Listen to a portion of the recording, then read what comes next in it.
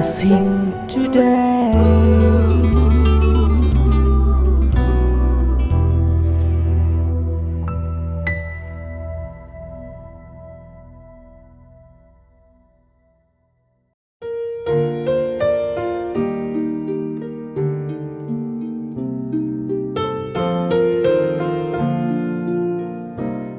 Welcome to blessing today.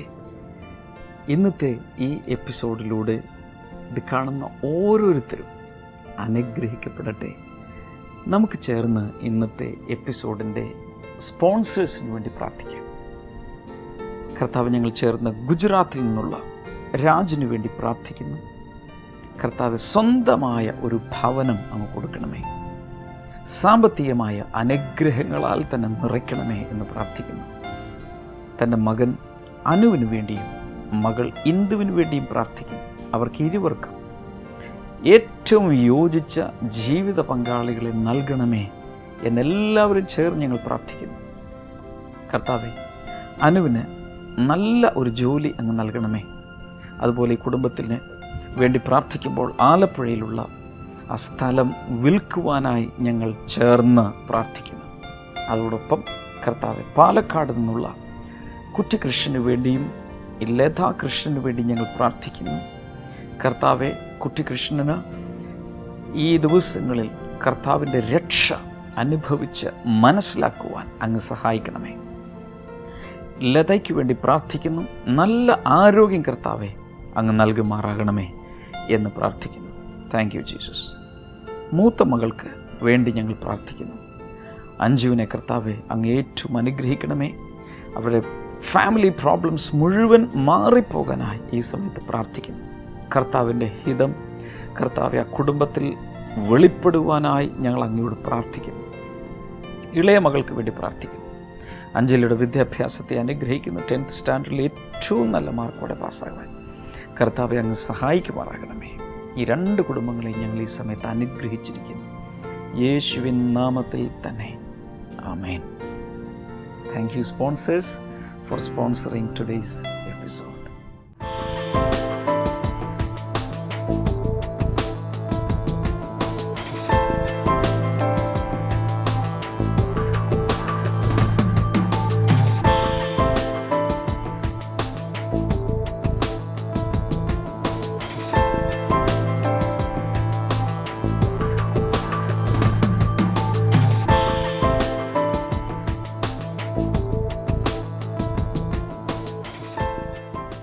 ഇന്ന് നിങ്ങളെ പരിചയപ്പെടുത്തുവാൻ ആഗ്രഹിക്കുന്നത് ബ്ലെസ്സിങ് ടുഡേ റിസോഴ്സസിൽ നിന്നും പബ്ലിഷ് ചെയ്യപ്പെട്ട ആരാധനാ ഗീതങ്ങൾ എന്ന ഈ സോങ് ബുക്കാണ്.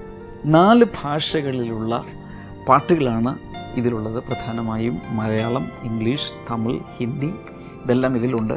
മറ്റൊരു പ്രത്യേകത എന്ന് പറയുന്നത്, ഓരോ സാഹചര്യങ്ങൾ വരുമ്പോൾ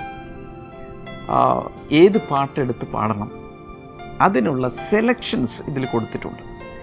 പ്രഭാത പ്രാർത്ഥനയ്ക്കുള്ളത്, ലോർഡ് സപ്പർ നടക്കുമ്പോഴുള്ളത്, സമർപ്പിച്ചുകൊണ്ടുള്ളത്, വിവാഹ ശുശ്രൂഷ നടക്കുമ്പോൾ ദൈവസ്നേഹത്തെക്കുറിച്ച്, പരിശുദ്ധാത്മ, അതെല്ലാം കാറ്റഗറൈസ് ചെയ്ത് നമ്മളിതിൽ കൊടുത്തിട്ടുണ്ട്. അത് കൂടാതെ ഓരോ സാഹചര്യങ്ങളിലും വെഡ്ഡിങ് നടക്കുമ്പോൾ, ചൈൽഡ് ഡെഡിക്കേഷൻ നടക്കുമ്പോൾ ആ സമയത്തൊക്കെ വായിക്കേണ്ട പ്രധാന വചനഭാഗങ്ങൾ ഇതെല്ലാം ഇതിൽ കൊടുത്തു. എനിക്കറിയാം ഈ പാട്ടുകൾ നിങ്ങളെ ഒത്തിരി ആത്മീയ ജീവിതത്തിൽ അനുഗ്രഹിക്കും. അതോട് ചേർന്ന് സെലിബ്രേറ്റ് ജീസസ് എന്ന ഏകദേശം 55ഓളം പാട്ടുകൾ അടങ്ങിയ ലൈവ് വർഷിപ്പായിട്ടുള്ള ബ്ലെസ്സിങ് ടുഡേയിലെ ക്വയറും ഞങ്ങളും എല്ലാം ചേർന്ന് ഒരു നല്ല ആത്മാവിൻ്റെ നിറവിൽ പാടിയിട്ടുള്ള പാട്ടുകൾ 55 പാട്ടിലടങ്ങിയ CD-യും ലഭ്യമാണ്.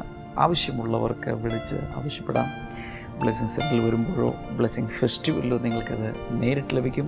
തപാൽ മാർഗം ആവശ്യമുള്ളവർക്ക് നിങ്ങൾക്ക് സ്ക്രീനിലെ നമ്പറിൽ വിളിച്ച് ആവശ്യപ്പെടാം. അതിലൂടെ കർത്താവ് നിങ്ങളെ ഒത്തിരി അനുഗ്രഹിക്കും എന്ന് ഞാൻ വിശ്വസിക്കുന്നു.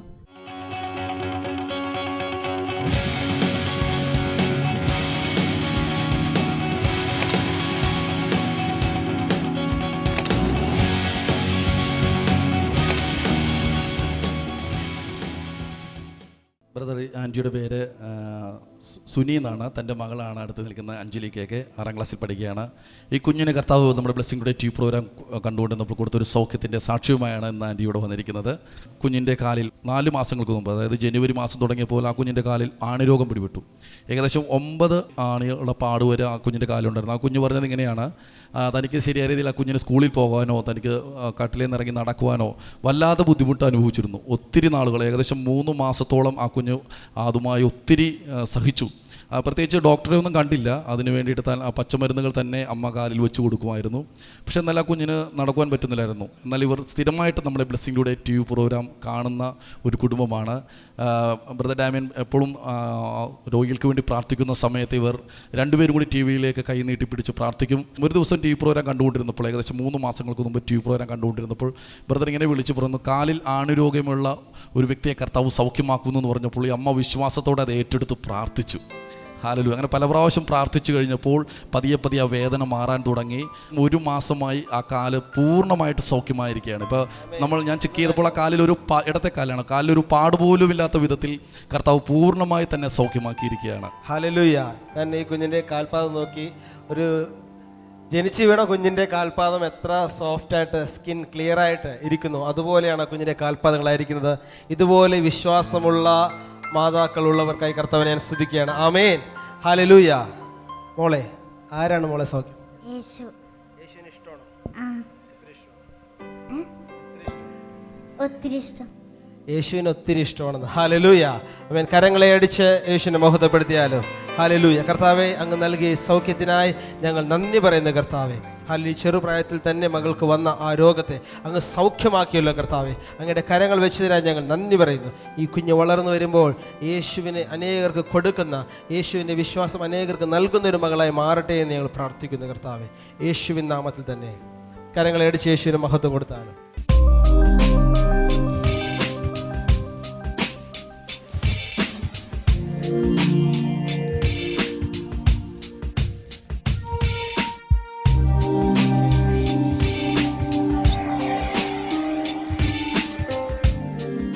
കർത്താവേ, ഞങ്ങൾ ഒരുമിച്ച് ഇപ്പോൾ ഈ മക്കൾക്ക് വേണ്ടി പ്രാർത്ഥിക്കുന്നു. ദൈവത്തിൻ്റെ പരിശുദ്ധാത്മാവ് ഇവരുടെ മേൽ കർത്താവേ നീ പകരണമേ. ഇപ്പോൾ പ്രാർത്ഥിക്കുന്നത് കർത്താവേ, നിന്റെ വചനം പഠിക്കാനുള്ള പരിശുദ്ധാത്മാവിൻ്റെ അളവിന് വേണ്ടിയിട്ടാണ് കർത്താവേ. അങ്ങയുടെ വചനം പഠിക്കാൻ, അത് ആസ്വാദ്യകരമായി പഠിക്കാൻ, അങ്ങയുടെ വെളിപ്പാട് മനസ്സിലാക്കി പഠിക്കാൻ കർത്താവിൻ്റെ കൃപ കൊടുക്കണമേ എന്ന് പ്രാർത്ഥിക്കുന്നു, യേശുവിൻ്റെ നാമത്തിൽ തന്നെ. ആമേൻ. ഉറക്കെ പറയാമോ?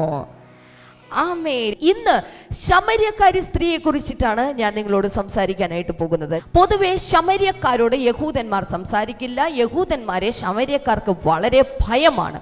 എന്നു മാത്രമല്ല, അന്നത്തെ കാലഘട്ടങ്ങളിൽ സ്ത്രീകൾ പൊതുവെ പരസ്യ സ്ഥലങ്ങളിൽ പുരുഷന്മാരോട് സംസാരിക്കാൻ അനുവാദമില്ലായിരുന്നു സ്ത്രീകൾക്ക്. എന്നു മാത്രമല്ല, സ്ത്രീകൾ ആ സമയത്ത് പുരുഷന്മാരെ പോലെ തന്നെ വ്യക്തിത്വം അല്ലെങ്കിൽ സമൂഹത്തിൻ്റെ പൗരന്മാരായിട്ട് അംഗീകരിക്കാത്ത ഒരു കാലഘട്ടമായിരുന്നു ആ കാലഘട്ടം എന്നുള്ളത്. അതുകൊണ്ട് തന്നെ സ്ത്രീകൾ പൊതുവെ പരസ്യവേദികളിൽ സ്ത്രീകൾ സംസാരിക്കുമായിരുന്നില്ല.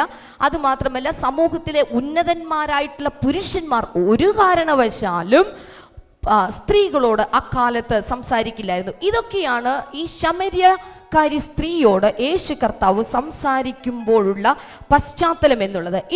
ഇനിയിപ്പോൾ ഇതിൻ്റെ ഈ ഭാഗത്തേക്ക് നമുക്ക് ഒരുമിച്ച് വരാം. ഇപ്പോൾ യോഹന്നാന്റെ സുവിശേഷം 4-ാം അധ്യായത്തിലേക്ക് ഇപ്പോൾ വന്നാലും അതിൻ്റെ 3-ാമത്തെ വചനം തുടങ്ങി ദയവായി താഴേക്ക് ഒന്ന് വായിക്കാമോ? അതിൻ്റെ 3-ാമത്തെ വചനം മുതൽ.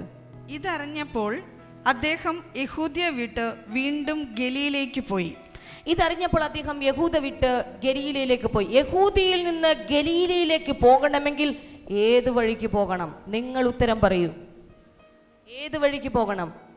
ശമര്യ വഴിക്ക് പോകണം. യെസ്. 4-ാമത്തെ വചനം. അദ്ദേഹത്തിന് ശമര്യയിലൂടെ കടന്നു പോകേണ്ടിയിരുന്നു. നിങ്ങൾ പറഞ്ഞ ഉത്തരം ശരിയാണ്. അദ്ദേഹത്തിന് ശമര്യയിലൂടെ കടന്നു പോകേണ്ടിയിരുന്നു. Verse number 5. അങ്ങനെ അവിടുന്ന് ശമര്യയിൽ യാക്കോബ് തൻ്റെ പുത്രനായ യോസെഫിന് നൽകിയ സ്ഥലത്തിന് സമീപമുള്ള സുഖാർ പട്ടണത്തിലെത്തി. ശമര്യയിൽ സുഖാർ എന്ന പേരുള്ള ഒരു പട്ടണത്തിൽ അവിടെ എത്തി. 6. അവിടെ യാക്കോബിന്റെ കിണറുണ്ടായിരുന്നു. അവിടെ യാക്കോബിന്റെ കിണറുണ്ടായിരുന്നു. യേശു യാത്രാക്ഷീണത്താൽ കിണറ്റിനരികെയിരുന്നു. യേശു യാത്രാക്ഷീണത്താൽ കിണറ്റിന് അരികെയിരുന്നു. അപ്പോൾ ഏകദേശം മധ്യാഹ്നമായിരുന്നു. ഏകദേശം പഴയ ട്രാൻസ്ലേഷനിലൊക്കെ കാണാം 9 മണി നേരമായിരുന്നു. ഏതാണ്ട് 12 മണി നമ്മുടെ സമയത്തിൽ, നമ്മുടെ ഇപ്പോഴത്തെ ക്ലോക്ക് അനുസരിച്ചിട്ട് 12 മണി സമയം, മധ്യാഹ്ന സമയം ആയിരുന്നു. ഓക്കെ, ഇവിടെ നോക്കുക, ഇവിടം വരെ നമ്മളൊരു ചരിത്രം കാണുന്നുണ്ട്. എന്നാൽ ഇനി മുതൽ 7 മുതൽ അതിൻ്റെ 15 വരെയുള്ള വേദഭാഗങ്ങൾ നമ്മൾ ഈ സമയത്ത് വായിക്കാനായിട്ട് പോവുകയാണ്. ഈ വേദഭാഗങ്ങളിലാണ് യേശു ക്രിസ്തുവും ശമര്യക്കാരി സ്ത്രീയും തമ്മിലുള്ള സംഭാഷണങ്ങൾ നമുക്ക് വായിക്കാനായിട്ട് സാധിക്കുന്നത്. അടുത്തിരിക്കുന്ന ആൾക്ക് കൈ കൊടുത്തിട്ടൊന്ന് പറയാമോ, യേശുവും ഒരു സ്ത്രീയും തമ്മിൽ സംസാരിക്കുകയാണ്. പറഞ്ഞേ ഹല്ലേലൂയ. ഇവിടെയുള്ള സ്ത്രീകൾക്കൊക്കെ ഒരു പ്രതീക്ഷയ്ക്ക് വകയുണ്ട്. യേശു കർത്താവിന് സ്ത്രീകളോട് സംസാരിക്കാൻ ഒരു ബുദ്ധിമുട്ടുമില്ല. എല്ലാ സ്ത്രീകളും കൈകൾ ഉയർത്തി ഒരു ഹല്ലേലൂയ പറയാമോ? യെസ്, നമ്മളോട് കർത്താവിന് സംസാരിക്കാൻ ഒരു ബുദ്ധിമുട്ടുമില്ല. നോക്കൂ, യേശു ക്രിസ്തു ഒരു വ്യക്തിയോട് സംസാരിച്ചു കൊണ്ടിരിക്കുകയാണ്. ഇവിടെയാണ് കാര്യങ്ങളുടെ തുടക്കം. നോക്കുക, ഒരു വ്യക്തി യേശുവിനോട് എപ്പോൾ സംസാരിക്കാനായി തുടങ്ങുമോ അന്ന് അവൻ്റെ ജീവിതത്തിൻ്റെ ഒരു പുതിയ വഴിത്തിരിവ് തുടങ്ങിയായി. ഹല്ലേലൂയ. യേശുവിനോട് ഒരു വ്യക്തിയുടെ സംസാരം തുടങ്ങുന്ന അന്നാണ് ആ വ്യക്തിയുടെ ജീവിതത്തിൽ മാറ്റങ്ങൾ വരാനായിട്ട് പോകുന്നത്. യേശുവിനോട് ഒരു വ്യക്തി സംസാരിക്കാൻ തുടങ്ങിയാൽ തൻ്റെ ജീവിതത്തിൽ മാറ്റങ്ങൾ തുടങ്ങും. എങ്ങനെയാണ് ആ മാറ്റങ്ങൾ വരുന്നത്? പടിപടിയായിട്ടുള്ള മാറ്റങ്ങളാണ് വരുന്നത്. യേശുവിനോട് ഒരു വ്യക്തിയുടെ സംസാരം തുടങ്ങുമ്പോൾ വരുന്ന മാറ്റങ്ങൾ എന്തൊക്കെയാണ്? ഒന്നാമത്തെ കാര്യം നമുക്കവിടെ കാണാൻ സാധിക്കുന്നത്, അതിൻ്റെ 10ാമത്തെ വചനം ഒന്ന് വായിക്കാമോ? യേശു അവളോട്, ദൈവത്തിൻ്റെ ദാനം എന്തെന്നും നിന്നോട് കുടിക്കാൻ ചോദിക്കുന്നത് ആരെന്നും അറിഞ്ഞിരുന്നുവെങ്കിൽ നീ അയാളോട് ചോദിക്കുകയും അയാൾ ജീവനുള്ള വെള്ളം നിനക്ക് തരികയും ചെയ്യുമായിരുന്നു എന്ന് മറുപടി പറഞ്ഞു. നോക്കൂ, യേശു അവളോട് ചോദിക്കുകയാണ്. യേശു അവളോട് ആദ്യമേ തന്നെ വെള്ളം ചോദിക്കുന്നു. ഞാൻ ആ ഭാഗമൊന്നും വായിച്ചില്ല. വെള്ളം ചോദിക്കുമ്പോൾ ഈ സ്ത്രീ യേശുവിനോട് ചോദിക്കും, ഞാനൊരു ശമര്യക്കാരി സ്ത്രീ ആയിരിക്കും. ശമര്യക്കാരെന്ന് പറഞ്ഞാൽ തന്നെ നിങ്ങൾക്ക് യഹൂദന്മാർക്ക് വലിയ വെറുപ്പാണ്. ഇനിയിപ്പോൾ ശമര്യക്കാരി സ്ത്രീ കൂടി ആയിട്ടുള്ള എൻ്റെ അടുക്കൽ വന്ന് നീ എന്തിനാണ് വെള്ളം ചോദിക്കുന്നത് എന്ന് ചോദിക്കുമ്പോൾ യേശു കർത്താവ് അവിടെ ചില വെള്ളത്തെക്കുറിച്ച്, ചില പ്രത്യേക തരത്തിലുള്ള വെള്ളത്തെക്കുറിച്ച് അവളോട് പരാമർശിച്ച് അവിടെ സംസാരിക്കുകയാണ്. ഒരിക്കൽ കൂടെ ഞാൻ പറയട്ടെ, യേശുവിനോട് സംസാരിക്കാൻ തുടങ്ങുമ്പോഴാണ് സത്യത്തിൽ യേശു നമുക്ക് നൽകാൻ ഉദ്ദേശിക്കുന്ന ആത്മീകമായ കാര്യങ്ങളെക്കുറിച്ചുള്ള വെളിപ്പാട് നമുക്കുണ്ടാകുന്നത്. ഹല്ലേലൂയ. അതുവരെ ഈ സ്ത്രീ ചിന്തിച്ചുകൊണ്ടിരിക്കുന്നത് സാധാരണ വെള്ളത്തെക്കുറിച്ചാണ്. എന്നാൽ എപ്പോൾ യേശു ക്രിസ്തുവിനോട് അവൾ സംസാരം തുടങ്ങിയോ അവളുടെ ജീവിതത്തിൽ ആത്മീകമായ ചില കാര്യങ്ങളിലേക്ക് അവൾ നടക്കാനായിട്ട് തുടങ്ങി. ഹല്ലേലൂയ. നിങ്ങൾക്ക് നിങ്ങളുടെ വീട്ടിൽ നിങ്ങളുടെ അമ്മയോട് സംസാരിക്കാം, അപ്പനോട് സംസാരിക്കാം, സഹോദരനോടോ സഹോദരിയോടോ മക്കളോടൊക്കെ സംസാരിക്കാം. അവരോടൊക്കെ സംസാരിക്കുമ്പോൾ ഈ ലോകത്തിലെ കാര്യങ്ങൾ, ഭൗതികമായ കാര്യങ്ങൾ, കുടുംബപരമായ കാര്യങ്ങൾ, അതിൽ നല്ല കാര്യങ്ങളും ഉണ്ടായിരിക്കും. ഇതെല്ലാം തന്നെയാണ് നിങ്ങൾക്ക് സംസാരിക്കാൻ സാധിക്കുന്നത്. എന്നാൽ യേശുവിനോട് എല്ലാ ദിവസവും നിങ്ങൾ സംസാരിക്കാൻ തുടങ്ങുമ്പോൾ നിങ്ങൾ ഈ ഭൗമികമായ ഭൂമിയിലെ കാര്യങ്ങളാകില്ല സംസാരിക്കുന്നത്. പകരം യേശു ക്രിസ്തു നിങ്ങളോട് സ്വർഗീയമായ കാര്യങ്ങളാണ് സംസാരിക്കുന്നത്. ഹല്ലേലൂയ. അതുകൊണ്ട് ഒരു ദൈവ പൈതൽ ഈ ഭൂമിയിൽ ജീവിക്കുമ്പോൾ ഇവിടെയുള്ള ഭൗമികമായ കാര്യങ്ങൾ സംസാരിക്കുന്നത് പോലെ തന്നെ സ്വർഗത്തിലെ ദൈവത്തോട് സംസാരിച്ച് സ്വർഗീയമായ ആശയവിനിമയവും നാം നടത്തിയിരിക്കണം. എത്ര പേർ ചേർന്നൊരു ഹല്ലേലൂയ പറയും? ഒത്തിരി പേരും പ്രാർത്ഥിക്കുന്ന കാര്യത്തിൽ ദൈവത്തോട് പ്രാർത്ഥിക്കുന്ന, ദൈവത്തോട് സംസാരിക്കുക എന്ന് പറഞ്ഞാൽ അതിൻ്റെ വേറൊരു വാക്കാണ് പ്രാർത്ഥന. പ്രാർത്ഥിക്കുന്ന കാര്യത്തിൻ്റെ കൊട്ടേഷനൊക്കെ ഭാര്യമാർക്കും അമ്മമാർക്കും ഒക്കെ ഇങ്ങനെ വീതിച്ചു കൊടുത്തിരിക്കുകയാണ്. നീ പ്രാർത്ഥിച്ചേക്കണേ കേട്ടോ, നീ നോക്കിയേക്കണേ കേട്ടോ എന്ന് പറഞ്ഞിട്ട് അമ്മമാർക്കും ഭാര്യമാർക്കും ഒക്കെ കൊട്ടേഷൻ കൊടുത്തിരിക്കുകയാണ് പ്രാർത്ഥനാ തൊഴിലാളികളായിട്ട്. ഒത്തിരി കുട്ടികളുടെ ക്യാമ്പുകൾ, മറ്റു കാര്യങ്ങളിലൊക്കെ സംസാരിക്കുമ്പോൾ അവരോട് വ്യക്തിപരമായി ചെറുപ്പക്കാരോടൊക്കെ സംസാരിക്കുമ്പോൾ അവർ പറയുന്നത്, എൻ്റെ അമ്മ പ്രാർത്ഥിക്കുന്നുണ്ട്, അതുകൊണ്ട് എനിക്ക് പ്രത്യേകിച്ച് കുഴപ്പമൊന്നും ഉണ്ടാകില്ല ഇതൊക്കെ ശരിയാണ്. അമ്മമാരുടെ പ്രാർത്ഥന കൊണ്ടൊക്കെ ദൈവം നിങ്ങളെ പ്രൊട്ടക്റ്റ് ചെയ്യും, ഇതെല്ലാം ശരിയാണ്. പക്ഷെ എൻ്റെ ചോദ്യം ഇതാണ്, നിങ്ങളെങ്ങനെ ആത്മീകമായ കാര്യത്തിൽ വളരാൻ സാധിക്കും? ഒരു വ്യക്തിക്ക് ആത്മീയമായ കാര്യത്തിൽ വളരണമെന്നുണ്ടെങ്കിൽ ആത്മീയമായ കാര്യങ്ങൾ ദൈവത്തോട് സംസാരിക്കുന്ന വ്യക്തിയായി തീരണം. ഇവിടെ നോക്കൂ, ഈ സ്ത്രീ യേശുവിനോട് സംസാരിക്കുന്നു. അപ്പോൾ യേശു ക്രിസ്തു ആത്മീകമായ ചിലതിനെ കുറിച്ച് സംസാരിക്കുന്നു. ഇവിടെ ഈ 10ാമത്തെ വചനത്തിൽ ജീവന്റെ ജലത്തെ കുറിച്ചിട്ടാണ് യേശു കർത്താവ് ഇവിടെ സംസാരിച്ചു കൊണ്ടിരിക്കുന്നത്. അവിടെ നോക്കൂ, അവിടെ പറയുന്നത് ദൈവത്തിന്റെ ദാനമെന്നും. സോ ജീവജലം എന്നുള്ളത് അതെന്താണ്? ദൈവത്തിന്റെ ദാനമാണ്. പറഞ്ഞ ദൈവത്തിന്റെ ദാനം. ജീവന്റെ ജലം എന്താണ്? ദൈവത്തിന്റെ ദാനമാണ്. 2, എന്താണ് ജീവജലം എന്ന് എഴുതിയിട്ടുണ്ട് അവിടെ. 2, നിന്നോട് കുടിക്കാൻ ചോദിക്കുന്നത് ആരാണെന്ന് അറിഞ്ഞിരുന്നെങ്കിൽ നീ അയാളോട് ചോദിക്കുകയും അയാൾ ജീവനുള്ള വെള്ളം നിനക്ക് തരികയും ചെയ്യുമായിരുന്നു എന്ന് പറഞ്ഞാൽ, ജീവജലം എന്നുള്ളത് ചോദിക്കുന്നവർക്ക് ലഭിക്കുന്ന ഒരു കാര്യമാണ്. The living water is given by asking for it. ഇതിനു വേണ്ടി ആവശ്യപ്പെടുന്ന വ്യക്തി ആരാണോ അവർക്കാണ് ജീവജലം ഉണ്ടാകുന്നത്. ഇന്ന് ഇവിടെ എത്ര പേർക്ക് ജീവജലം എനിക്ക് വേണമെന്ന് പറയുന്ന എത്ര പേരുണ്ട്? അവരുടെ കൈകളൊന്ന് കാണട്ടെ. ചോദിക്കുന്ന ആരാണെങ്കിലും അവൻ്റെ ജാതി കർത്താവ് നോക്കുന്നില്ല, മതം കർത്താവ് നോക്കുന്നില്ല, ഭാഷ കർത്താവ് നോക്കുന്നില്ല, വിദ്യാഭ്യാസം നോക്കുന്നില്ല, പണം നോക്കുന്നില്ല, കുടുംബ പശ്ചാത്തലം നോക്കുന്നില്ല. ആർക്കാണോ വേണ്ടത് അവർക്ക് യേശു ജീവജല നദിയെ കൊടുക്കുകയാണ്.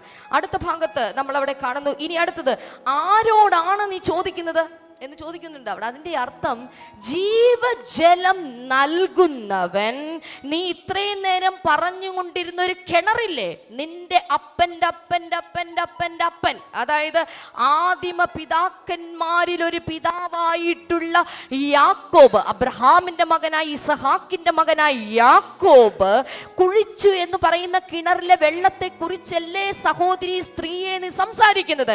എന്നാൽ ഞാൻ പറയുന്ന വെള്ളമെന്നു ുള്ളത് യാക്കോബ് നൽകുന്ന വെള്ളത്തെക്കാൾ വലുതാണ്.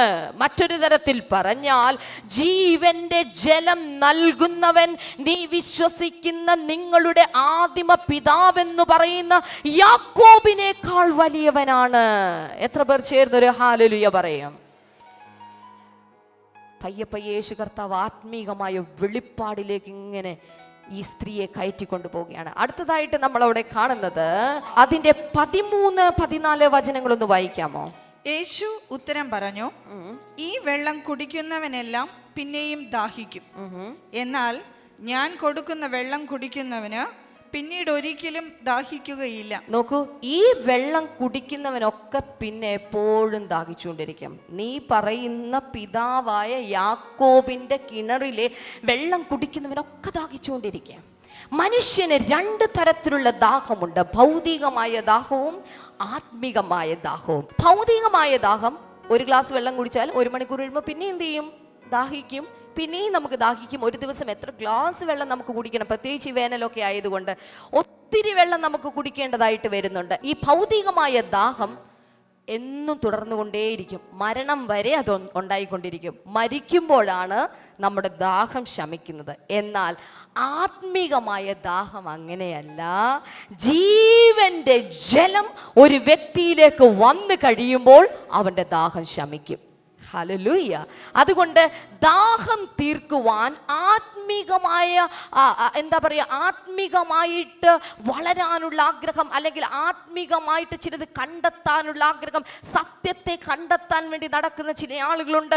ഇവരോടൊക്കെ എനിക്ക് പറയാൻ സാധിക്കുന്നത്, യേശു ക്രിസ്തുവെന്ന ജീവജലത്തെ നിങ്ങൾ എപ്പോൾ കണ്ടെത്തും അന്ന് നിങ്ങളുടെ ദാഹം ശമിക്കും. നമ്മുടെ അകത്തെ ദാഹം തീർക്കുവാൻ ജീവജലത്തിന് മാത്രമേ കഴിയുകയുള്ളൂ. അടുത്ത ഭാഗത്തേക്ക് നമ്മൾ പോവുകയാണ്. ഇത് ജീവജലത്തെ കുറിച്ചുള്ള കുറേ കാര്യങ്ങളെല്ലാം അവിടെ പറഞ്ഞു. 13, 14 വചനങ്ങളിലാണ് നമ്മൾ അത് കാണുന്നത്. യേശു ഉത്തരം പറഞ്ഞു, ഈ വെള്ളം കുടിക്കുന്നവനെല്ലാം പിന്നെയും ദാഹിക്കും. എന്നാൽ ഞാൻ കൊടുക്കുന്ന വെള്ളം കുടിച്ചു കഴിഞ്ഞാൽ അത് ഒരിക്കലും ദാഹിക്കില്ല. അപ്പോൾ ഈ സ്ത്രീ പറഞ്ഞു, പ്രഭോ, എങ്കിൽ എനിക്ക് ആ വെള്ളം എനിക്ക് താ, എനിക്ക് പിന്നെ അങ്ങനെയാണെങ്കിൽ. അപ്പോഴും അവർക്ക് കാര്യമായിട്ടൊന്നും മനസ്സിലാകുന്നില്ല. പിന്നെ അങ്ങനെയാണെങ്കിൽ എപ്പോഴും ഞാനിവിടെ വെള്ളം കോരാനൊന്നും വരണ്ടല്ലോ എന്നൊക്കെ പറയുകയാണ്. എന്നാൽ യേശു കർത്താവിത അടുത്ത 16-17 വചനങ്ങൾ ദയവായി ഒന്ന് വായിച്ചാലും അവിടെ മറ്റൊരു കാര്യത്തിലേക്കാണ് യേശു കർത്താവ് ഇപ്പോൾ കടന്നു പോകുന്നത്. യേശു അവളോട്, പോയി നിന്റെ ഭർത്താവിനെ വിളിച്ചു കൊണ്ടുവരിക എന്ന് പറഞ്ഞു. എനിക്ക് ഭർത്താവില്ല, അവൾ മറുപടി പറഞ്ഞു. യേശു അവളോട്, നിനക്ക് ഭർത്താവില്ല എന്ന് നീ പറയുന്നത് ശരി. വാസ്തവത്തിൽ നിനക്ക് 5 ഭർത്താക്കന്മാർ ഉണ്ടായിരുന്നു. ഇപ്പോൾ നിനക്കുള്ള പുരുഷൻ നിന്റെ ഭർത്താവല്ല. അതിനാൽ നീ പറഞ്ഞത് ശരി തന്നെ എന്ന് പറഞ്ഞു. നോക്കൂ, ഇതിന്റെ 16-17 നമുക്ക് സുപരിചിതമായിട്ടുള്ള വേദഭാഗമാണിത്. യേശു കർത്താവ് പറയുന്നു, നിനക്ക് 5 ഭർത്താക്കന്മാരുണ്ടായിരുന്നു, ഇപ്പോഴുള്ളവനോ നിന്റെ ഭർത്താവല്ല.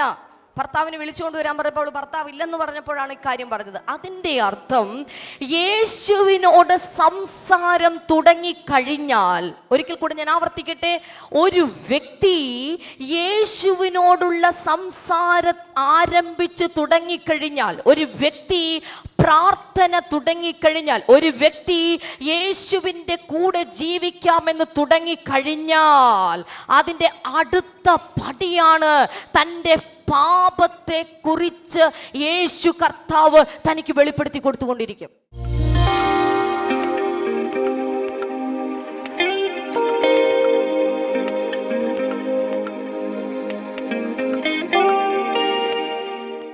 ഈ സമയത്ത് വലിയ വിശ്വാസത്തോടെ നമുക്ക് ഒരുമിച്ച് പ്രാർത്ഥിക്കാം. കർത്താവ് പറഞ്ഞു, 2-3 പേർ എൻ്റെ നാമത്തിൽ എവിടെ കൂടിയാലും ഞാൻ അവിടെ ഉണ്ട്. ഈ മാധ്യമത്തിലൂടെയാണെങ്കിലും 2 പേർ 3 പേർ ഒരുപക്ഷെ പലർ ഒരുമിച്ച് ഇങ്ങനെ മീറ്റ് ചെയ്യുമ്പോൾ I know that Jesus is there. കർത്താവ് യേശുവിൻ്റെ നാമത്തിൽ മെനഞ്ചൈറ്റിസ് സൗഖ്യമാകട്ടെ. Thank you Jesus. വിട്ടുമാറാത്ത പനി മാറിപ്പോകട്ടെ. ചില കുഞ്ഞുങ്ങളിൽ വളരെ കൂടെ ആവർത്തിച്ച് തൊണ്ടയുടെ അകം ടോൺസിൽസൊക്കെ പഴുക്കുന്നതും കൂടെ വരുന്ന പനിയും അസ്വസ്ഥതയും യേശുവിൻ്റെ നാമത്തിൽ സൗഖ്യമാകട്ടെ. അതുപോലെ തന്നെ ചില കുട്ടികളിലുള്ള ആസ്മ രോഗം, വീസിങ്, യേശുവിൻ്റെ നാമത്തിൽ ഇപ്പോൾ സൗഖ്യമാകട്ടെ.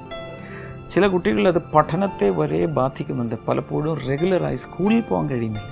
അതുപോലെയുള്ള ആസ്മ യേശുവിൻ്റെ നാമത്തിൽ സൗഖ്യമാകട്ടെ. അപ്പോൾ തന്നെ ഒരു കാലിന് എന്തോ സംഭവിച്ചിട്ട് ക്രച്ചസ് ഉപയോഗിച്ച് നടക്കുന്ന ഒരു വ്യക്തിയെ കർത്താവ് സൗഖ്യമാക്കുന്നു. ഒരു കാലിന് നീളവും കുറവാണ്. യേശു കർത്താവിൻ്റെ നാമത്തിൽ ആ അവസ്ഥ മാറിപ്പോകട്ടെ. ആ കാലുകൾ ഒരുപോലെ നീളമാകട്ടെ. അസ്വസ്ഥത മാറി ആ ക്രച്ചസ് ഇല്ലാതെ തന്നെ നടക്കാൻ കർത്താവ് അനുഗ്രഹിക്കുന്നതിനാൽ നന്ദി. ഞാൻ ഇത് പറയുമ്പോൾ തന്നെ കിടപ്പിലായിരിക്കുന്ന ചില വ്യക്തികൾ, യൂറിൻ പോകാനൊക്കെ പ്രത്യേകിച്ച് ട്യൂബ് ഘടിപ്പിച്ചിട്ടുണ്ട്, ബാഗ് തൂക്കിയിട്ടുണ്ട്, പലതും ഫിറ്റ് ചെയ്തിട്ടുണ്ട്, പക്ഷേ വീട്ടിൽ തന്നെയാണ്. ആ അവസ്ഥയിലായിരിക്കുന്ന ചില വ്യക്തികളെ കർത്താവ് ഇപ്പോൾ സൗഖ്യമാക്കുന്നുണ്ട്. ഇങ്ങനെ തന്നെ കിടന്നു പോകുമോ എന്നൊക്കെ പലപ്പോഴും ചിന്തിക്കുന്നുണ്ട്. യേശുവിൻ നാമത്തിൽ സൗഖ്യം ഉണ്ടാകട്ടെ. ആമവാദം, ആർത്രൈറ്റിസ് യേശുവിൻ്റെ നാമത്തിൽ സൗഖ്യമാകട്ടെ. വിവിധ രീതിയിലുള്ള റുമാറ്റിസം, വാതരോഗം യേശുവിൻ നാമത്തിൽ സൗഖ്യമാകട്ടെ. രക്തത്തിൻ്റെ തകരാറുകൾ, ചിലപ്പോൾ WBCയുടെ കൗണ്ടോ അല്ലെങ്കിൽ ഹീമോഗ്ലോബിൻ്റെ ഇതൊക്കെ വേരിയേഷനുള്ള അതുപോലെ പ്രയാസപ്പെടുന്ന വ്യക്തികൾ യേശുവിൻ്റെ നാമത്തിൽ സൗഖ്യമാകട്ടെ. ESRൻ്റെ അളവ് കർത്താവ് യേശുവിൻ്റെ നാമത്തിൽ നോർമലായി മാറട്ടെ. അത് മുഖാന്തരമുള്ള അസ്വസ്ഥതകൾ മാറട്ടെ. ഹെപ്പറ്റൈറ്റിസ് B, C യേശുവിൻ്റെ നാമത്തിൽ ഇപ്പോൾ സൗഖ്യമാകട്ടെ. അതുപോലെ HIV പോസിറ്റീവായിട്ടുള്ള ചില വ്യക്തികൾ, എയ്ഡ്സ് രോഗം ബാധിച്ചവർ, പരിശുദ്ധാത്മാവിൻ്റെ തീ പോലെയുള്ള ശക്തി ആ ശരീരങ്ങളിൽ പ്രവർത്തിച്ചപ്പോൾ ഒരു വലിയ സൗഖ്യം നടക്കട്ടെ. In Jesus name. കണ്ണുകളുടെ കാഴ്ച തിരികെ വരട്ടെ. ഹാർട്ട്, ലങ്സ്, കിഡ്നികൾ തുടങ്ങിയ ആന്തരാവയവങ്ങൾ യേശുവിൻ്റെ നാമത്തിൽ സൗഖ്യമാകട്ടെ. ഞാൻ പ്രത്യേകിച്ച് നിങ്ങളുടെ കാര്യം പറഞ്ഞില്ലെങ്കിലും ഈ സമയത്ത് നിങ്ങൾക്ക് വിശ്വസിക്കാം. യേശുവിൻ്റെ നാമത്തിൽ കുഞ്ഞുങ്ങളില്ലാത്തവർക്കായും പ്രാർത്ഥിക്കുന്നു. ദൈവിക വിടുതലുകൾ കർത്താവ് കൊടുക്കണമേ. പൈൽസ് രോഗം യേശുവിൻ്റെ നാമത്തിൽ സൗഖ്യമാകട്ടെ. ഫിസ്റ്റുല സൗഖ്യമാകട്ടെ. ഹെർണിയ സൗഖ്യമാകട്ടെ. Thank you Jesus. കർത്താവ് കൊടുക്കുന്ന ഈ രോഗസൗഖ്യങ്ങൾക്കായി നന്ദി പറയുന്നു. യേശുവിൻ നാമത്തിൽ തന്നെ ആമേൻ.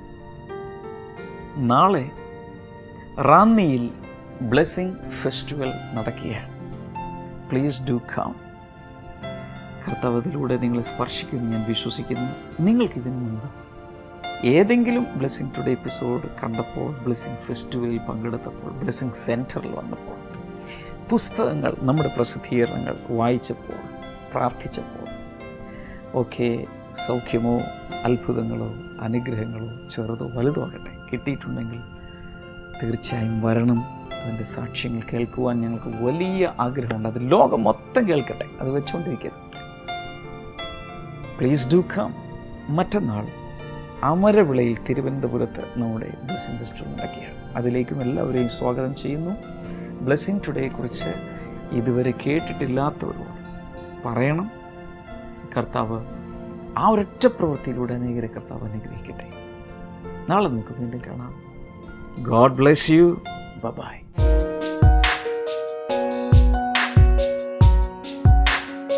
ബൈബിൾ ആൻഡ് യുവിലേക്ക് സ്വാഗതം. ഇന്നത്തെ ചോദ്യം ഇതാണ്: യേശുവിന് പ്രിയനായിരുന്ന ബഥാനിയയിലെ ഒരു ശിഷ്യൻ. Name the disciple from Bethany who was a beloved one to Jesus. Options: A യൂദ, ബി തോമസ്, സി ദിദിമോസ്, ഡി ലാസർ.